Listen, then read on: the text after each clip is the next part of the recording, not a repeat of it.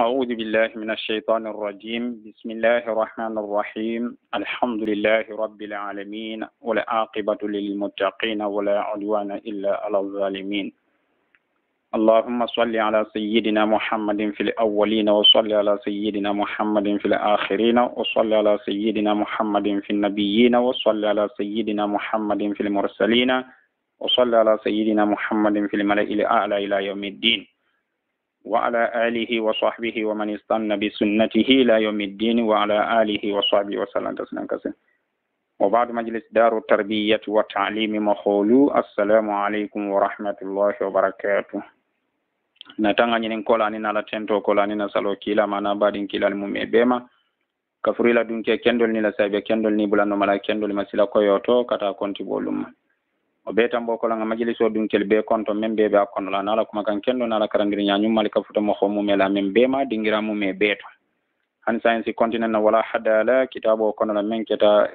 an-nawafihu al-ipriya be men ko mandila bunibo nsi continent tafsiro la je wala hadato membe benna tan sabanin kono saginjama wala hada bi saba anin saginjam inshallah lamu alif harafoto wala mo lamu lifu annal badin alikanun teltero aliku kenyo ko abdullah mare ho dibasi buna al haja gausu dibasi zaga madinatul munawwara senegali اللهم يا ربي صل على محمد اللهم يا ربي صل على محمد على سيد سادات النبيين والرسل خافية حرف لام ألف لكل نبي اسمة وأمانة ووجه جميل لتقى وبطانة ومنهم وما الإنصاف إلا ديانة لأحمد خير العالمين مكانة تخصصه بالحب في الملأ الأعلى لمن كان في الدنيا وفي الدين سيدا لمن كان بالروح الأمين مؤيدا لمن خص بالإسراء بالجسم مفردا لعلى الورى قدرا وأوضحهم هدى وأصدقهم قولا وأكرمهم فئلا له ذمة يثنى من العرش حبلها إلى الفرش ممدود على الخلق جلها فلله منه باسط الكف بلها لآياته النور المبين فكلها صحيح إذا يروى فصيح إذا يتلى لغى النهضة بالحق أصداغا أحدة وردت فؤاد الشرك أسحاق ردة كواكب أفلاك سبائك فضة لعلي أسلاك أزاهر رودة فها هي تجنى بالخواتير أو تجلى له الخير مهما جاء بالشر ربدة فأنفسنا دابا إليه مغذة وفي كل خلب حيث أخبر فلدة لأسمائه في النطق والسمع لذة فلله ما أزكى نسيما وما أحلى لما تم حرف الواو من مدح النبي شفيع المذنب برون كمبو من واو حرف تمتا كبو النبي موتنتولا من كتا جنوبين تنغلي كانجور لاتي أراد أن يشرع في حرف لام ألف ألفت بدون لام ألف كنلا يمدح فيه النبي أبي النبي موتنتولا وفنان حرف كنلا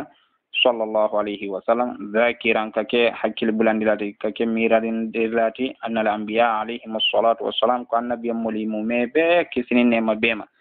معصومون تنغ مخل الميت برسالة مولاهم إما رجول كيلاريارو سابولا مبلغون كتا فتندر لالتي على كيلاريارو نين وأن الله تعالى وعلى تعالى من سكلنك أمنهم أخيف إلا من يندل وكسا وجوههم نورا أخي نادال فنال فيتو فتندك مسيتين دي نورو للا وأحسن صورهم أخيلا سورو للا نتالو لا أخي يندل سورو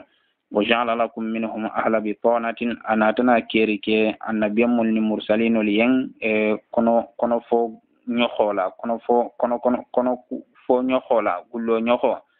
ينم منك كنو فو نيوي كنو كو فو نيوي anatana wo keyan wa atqa ibadillahi bari alala wo jongli be alanya silan nimba wa sayyidihim anwa annabi mul bela kuntigi ba fi zalika woto wa afdalu hani be fasmante ba muhammad wala muhammad bat ibn abdullahi dinke muhammad sallallahu alaihi wasallam ولم وتي قائلا وسابلا كيما خوكو ولم الشيخ الفجاجتي رحمه الله تعالى ko likulli nabi ismatun wa amana ako ismatun tango likulli nabiyin abe annabi mulmu me beleyen wa amanatun anil lamaniya tango be annabi mo bele wajihun nyada be annabi mulmu me beyen jamilun nyada membe kenye nyarin lituqa ala nyasilanyin obitanatun anin gullo nyoxoyen wala mo kono kuma fo nyoxo kono ku fo nyoxoye ومن على القرآن وهو فناد لا تتخذوا بطانة من دونكم ماذا وبطانة ولم ينفنا جام فنا بطانة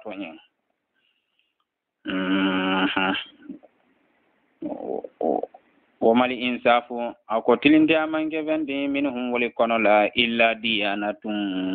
فودينو لدوران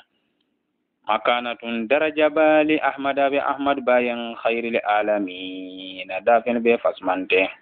تخصصه إبا كلا من خير لا بالحب على لا كانولا في الملائي جمال كانولا على جمال بقطارين ولا ملائكة لتي liman ako darajo be sabatiri mo kholen kana mo khomen keta sayyida kuntigi bati fi dunya kono la o fi dini anin dino kono la liman o darajo be sabatiri mo kholen kana mo khomen keta muayyada semmente yalati biruhil amini la mania niola mo jibriluti wo darajo kila muhammad lende kha semmente andi la mani aniyo la wala mani aniyo wala mu jibril ti alayhi salatu wassalam liman ako darajo be sabatiri mo khole yang khuswa ihamo men khere bil isra'i suda senemo la bil jismi fatela mufradan ay killing la ala al wara kila lam dafil be ko tarinte qadiran darajo la wa awdahihim kila lam dafil be lankene marinti huda kandola وأصدقهم كلا دافل بي تنينتي قولا كما كان وأكرمهم كلا دافل بي بنيارنتي في إلى كبارولا له ذمة لاهدو بكيلا باين ولم لاهدو من بطا على يسنا حبلها أكيبو لاهدو جلو باساقين دلا من العرش كبولاري سولما وجمة ونين يقول مسلماتي ولا القرآن ila le farshi kata banko te babondi la kabulare si kata banko to farsh banko la mo ala ko wala ardu farashnaha fanimal mahiduna wala mo banko ti membe fenere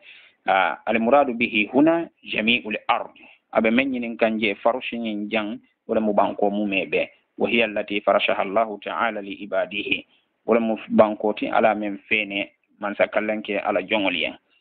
ake wallahi do be bola lareshi kata bankoto mam dudan jilluha ako lahi do nyin duben kita saba fenneti abe sabara be yiri warin alal khaliqi dafil be kunna imaje ko Abu Sa'id al-Khudri aja bangelo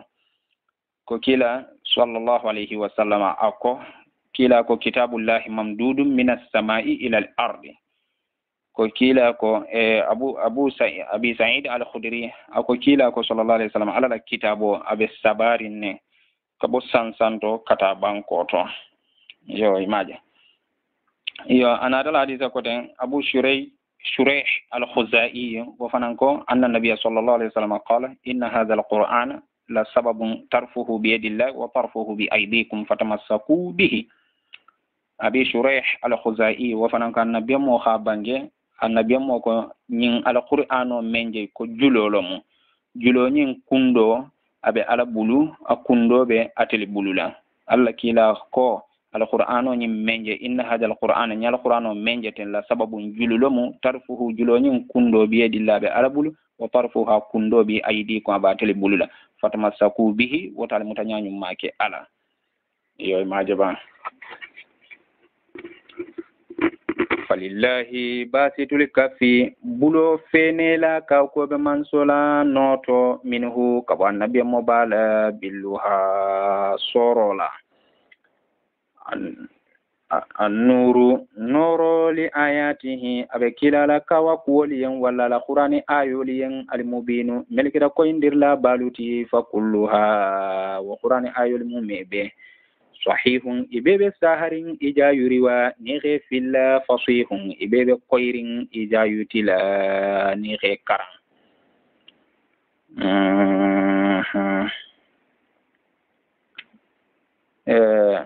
imaje na Aisha radiyallahu anha wa fananga bange hadisot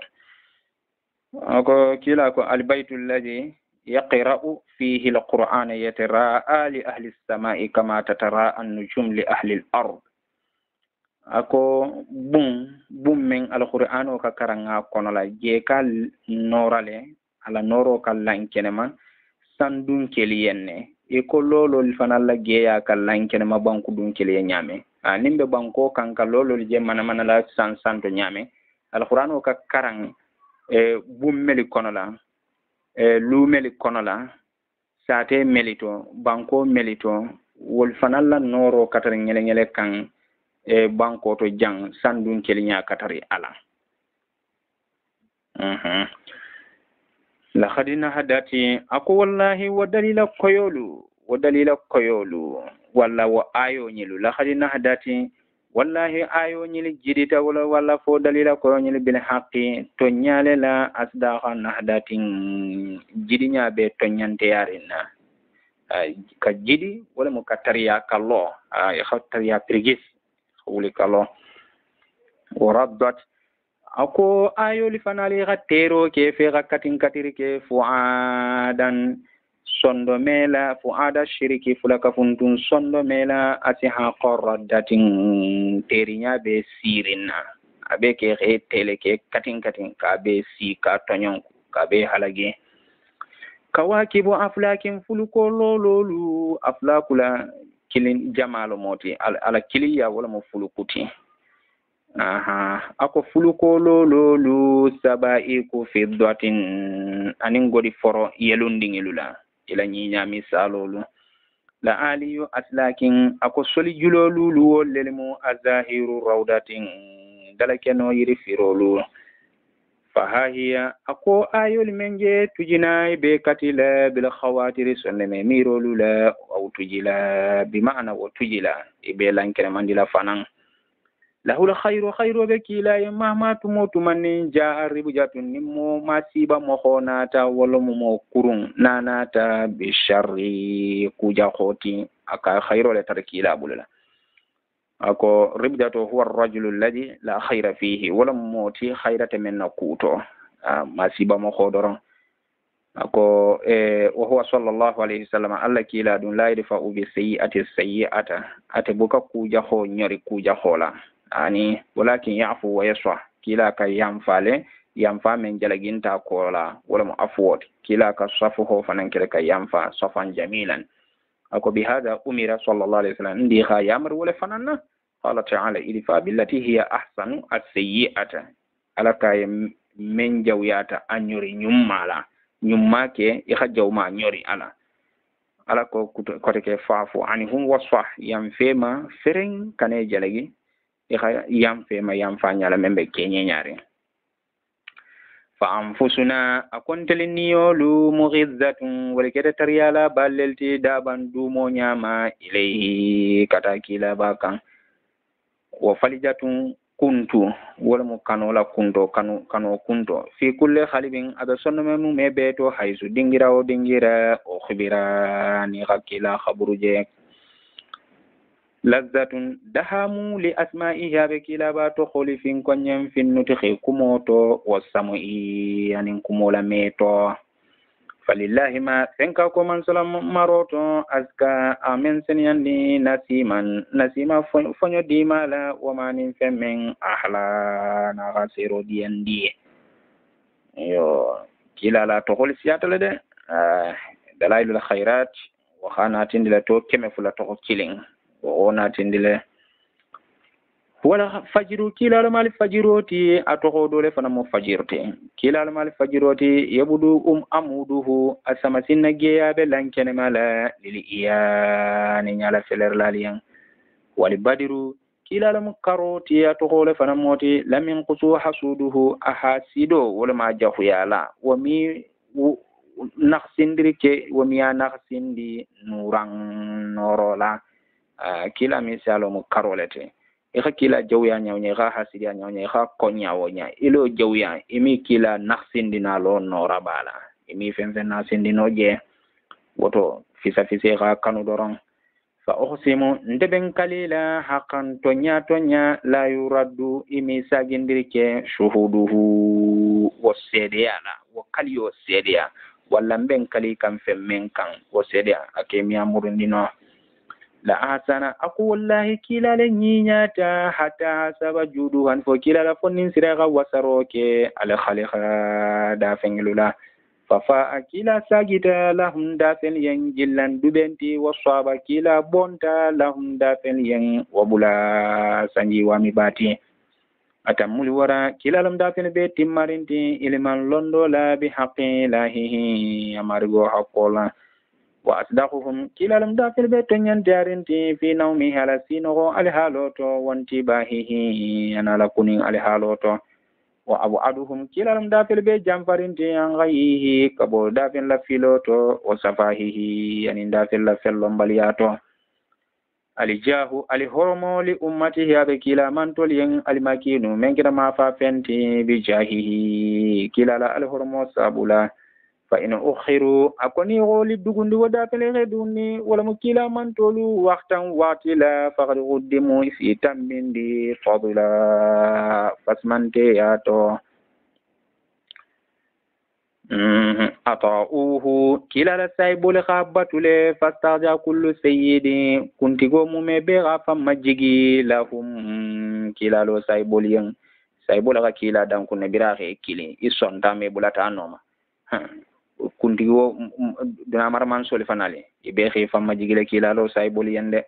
o fazu kilalo saybol kan ni ba soto be faqirin wasola khalidin min kita la malati muta'abbidi yakita dumala fananti fahum kilalo saybol fundun kila man toli doron qadatu dunya kuntigi lelmiti wa hum kilalo man tolu li ta'abbudi kuntigi lelmiti fanan alabato yen لأنهم كاتون كلا لمن تولو فازو إغني بالي سوتو ببيثاتي أحمد لا كلا ريارو سابولا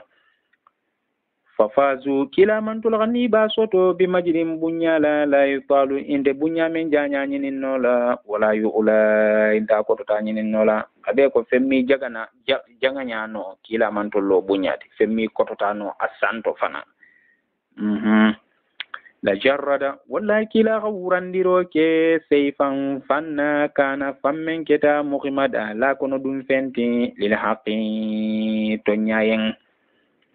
faradda man kila mo sagindi bihi wa fanne sabula lil khasdi tema kunnan kayaro yen jara moko men milata wala ma jengeta kabo tonya siloma wata da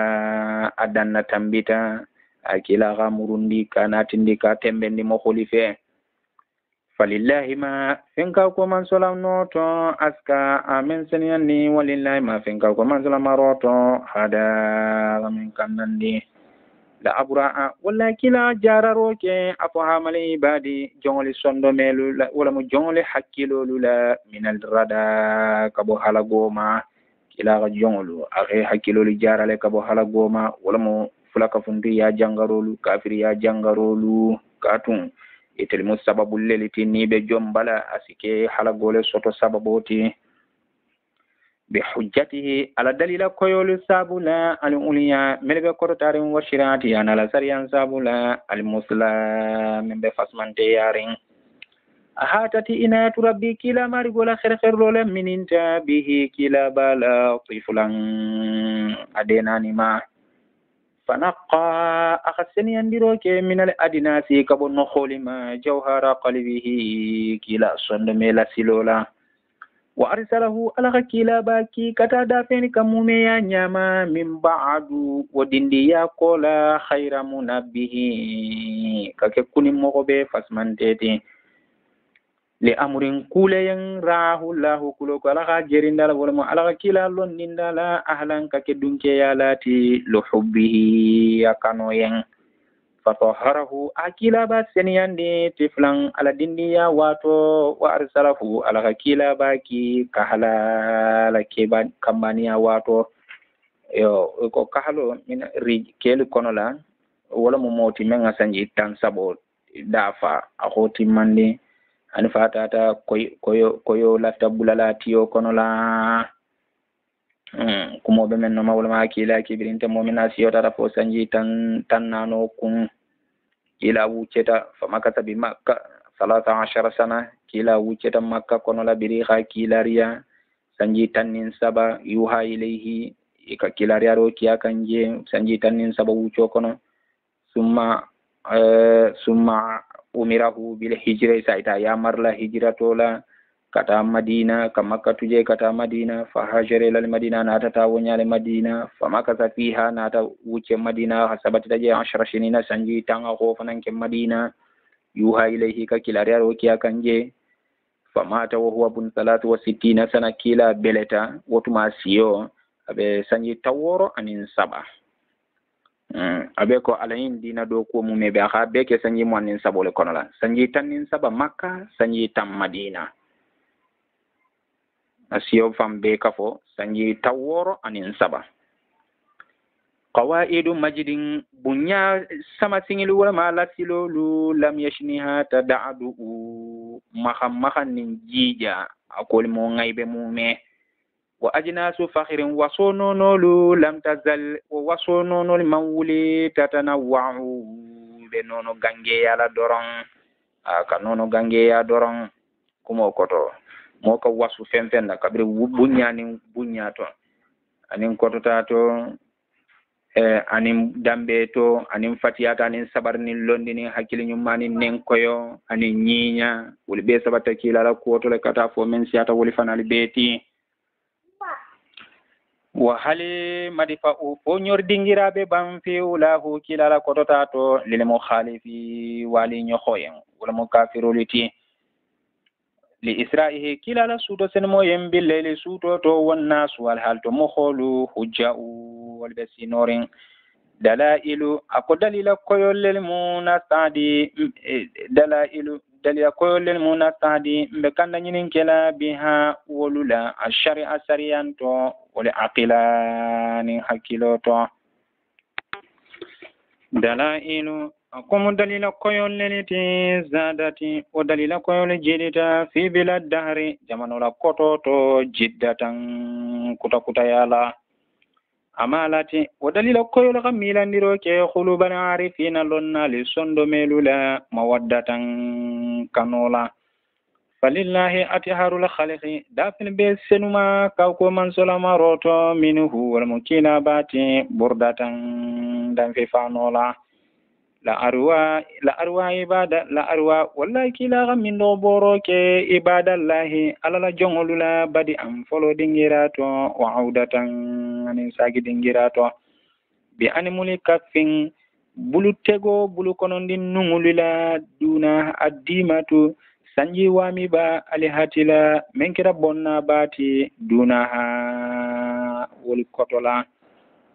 dunaha abo bulol yang dugumalele de abe ko sanji wamba men kida bonna bati ala bombe bulo nyin naji bon nyen dugumale de ama waside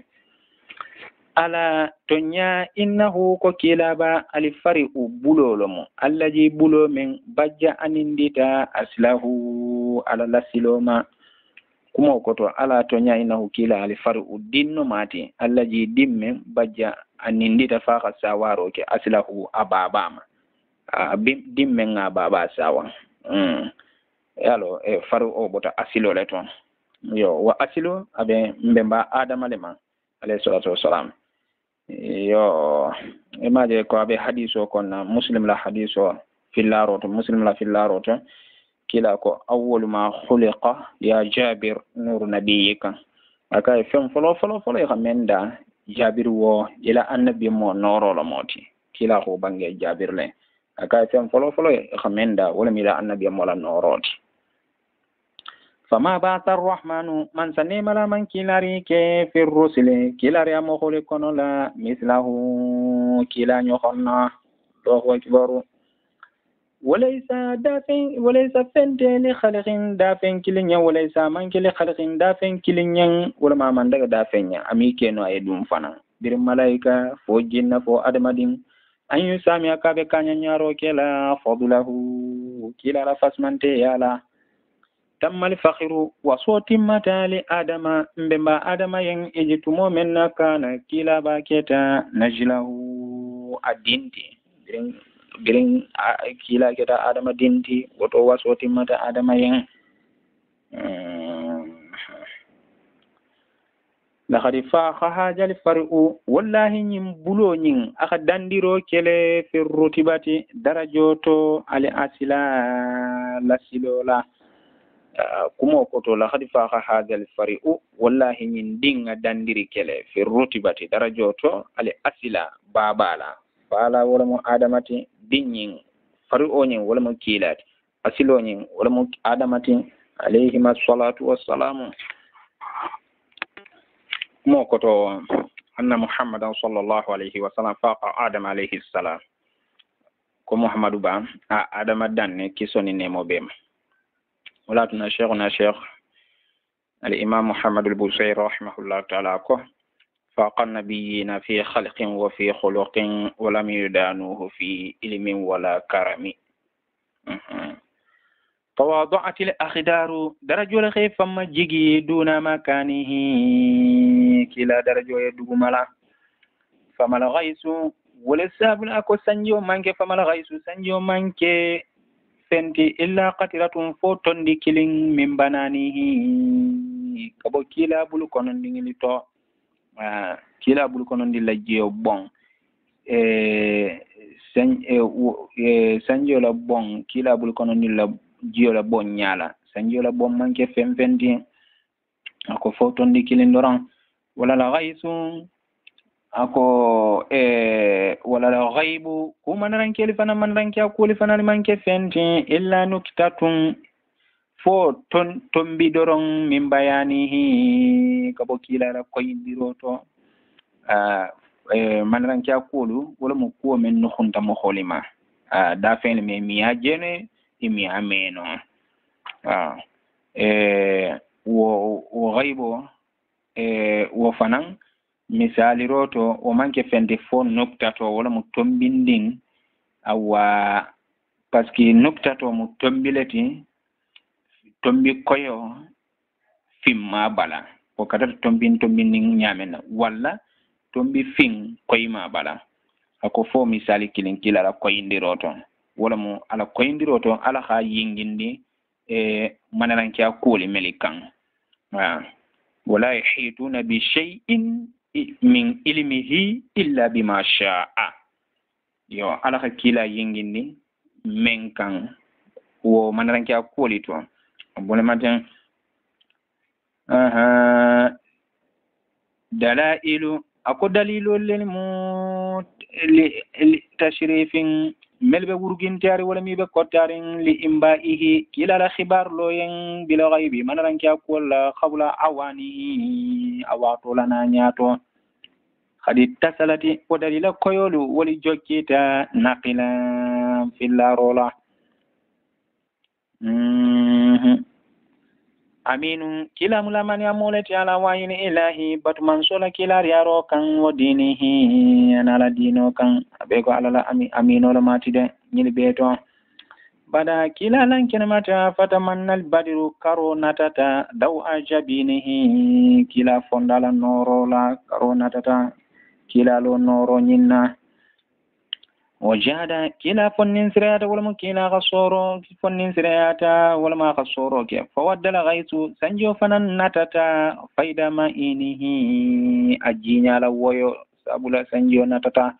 kila la soro jinya la woyo sabula li ishrahi mar'ahu kila kulumada akulma dala noro sabula wujudu yaminihi ana bulo la fonnin sireya sabula bulba bulo la fonnin sireya sabula la nakhsha ndelinde silana dalalan mada dahri jamano dannan ndelinde silana jamano mu mebe dalalan filbante yala wala azla anin goleya ku anin deten ku ndelmi silan wala bitun ba'adha wallahi kilaba labanta anid dunya kabo dunya to ila dini kada dino to murshida kandandirlati ورغبا أنك كنغما فيه دينوتو وفيها من دنياتو ومزاهدا في وراغبا أنك كنغما فيه ودينو نينتو ومزاهدا أنك كدنياتو بناتي فيها ودنيا نينتو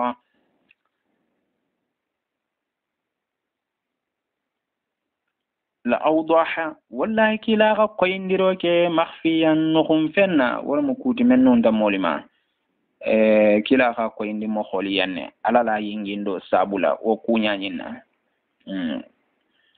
la aslaha wallahi kilaga dadaro kele mufsida tinyarulalla wala mo moliti meliti nyata Allahu akbar kila nate dadale kila moyali to bendi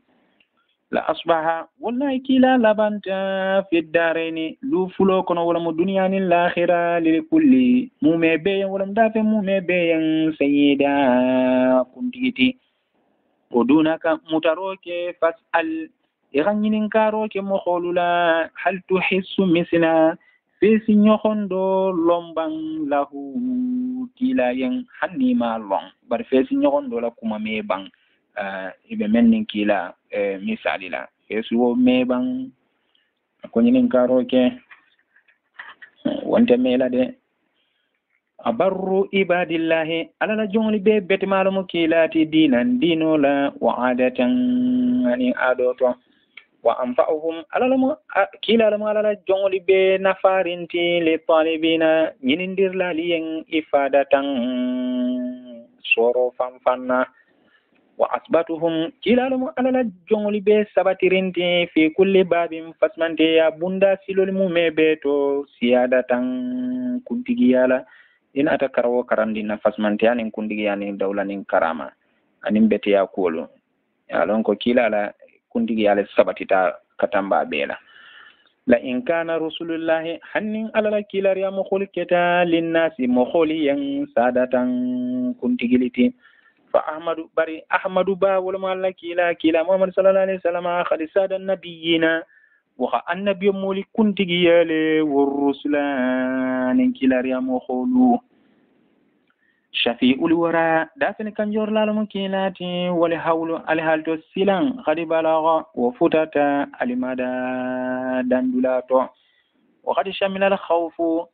silanga kafurike annabiy mulmume belela wa ma'ada mandana tammi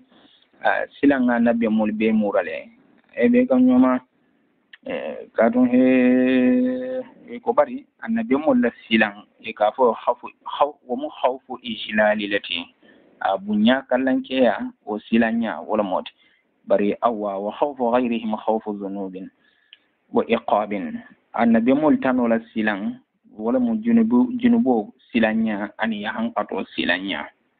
abone made yani kemo be ni khare ka anna al khawfa khadijama al anbiya aw al malaika wa jamil khalq silanga annabi mol mume be kafunyo male akhe be logundi ani malaikol ni dafen mume be yaqulu kullu annabi mo ba fo lale wolun nafsi annabi mo nyine beda nafsi nkun ako nabiyuna sallallahu alaihi wasallam yaqulu ummati ya jada wa hadisa min al khawf an-nabiyya wa ma ada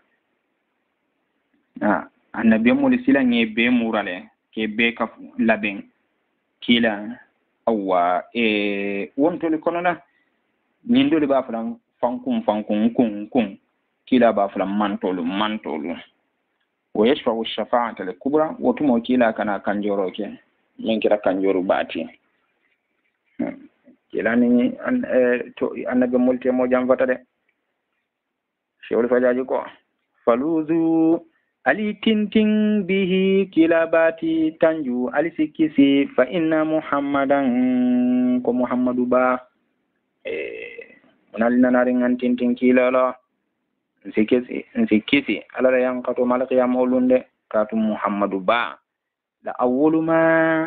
atlamu fen folo te talqahu ummatuhu memman tulba benyo yala wada sinin atlamu mo folote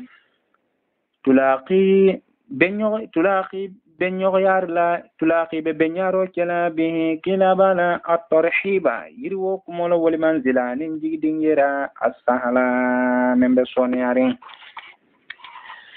abali wajidu ako kano sunno ke ban sunno kano golen sunno ako re ban illa an azuqa fontenga nenero ke fununahu wa kano no lula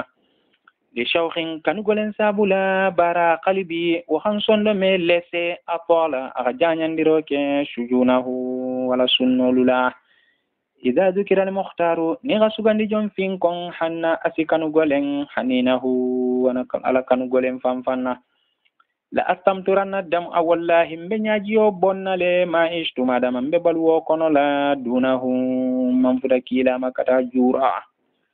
أسأتول هذا البؤدي أدوباتو نينجام فولا جانيا يؤقبني وبجو ساجري كلا نين وصلا جوكي نيو يارو للا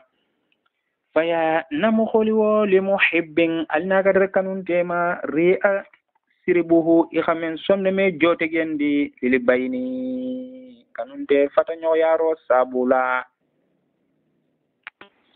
yertahu qalbuhu asondo mebe se wala mo kabalato firin li zikri nabiyillahi alala annabi mo fin kon sabula ومن لي جنب سنغا تالنتين به وجوكي نغيارو لا ولماري او مخندين يخسيه با جنفاندي لا ذنبه الجنوبول السابولا أسا جنفاندي جوكي نغيارو مي كينو سوتيا نغيارو مينا سوتو جنوبول السابولا يدخل خربه إبكي لا باس دي أن يغيا ما بولا لأهل التغى أرنيا سلان دون كليين والبرين يعني نينا دون كليين وأن نجم يكون أهل دون كياسي كلمثلي ندنيغن دوين له كلا باين ولا مانين كلا تيما أكو بكينو لنيادي له وهنا انتهى حرف اللام الألف لام ألف ويتلوه حرف الياء إن شاء الله تعالى وبه يتم الكتاب والله المستعان ونسلو جان داني على بولا فاسم ما بي ولا حدانا لا كوتنا نيندينغيرانتو لام ألف بانتا ولا مو لام ليف بانتا حر أحيجبو يا أولي بتاكيلالا بري كتابو فنم بتم على ولتي إن شاء الله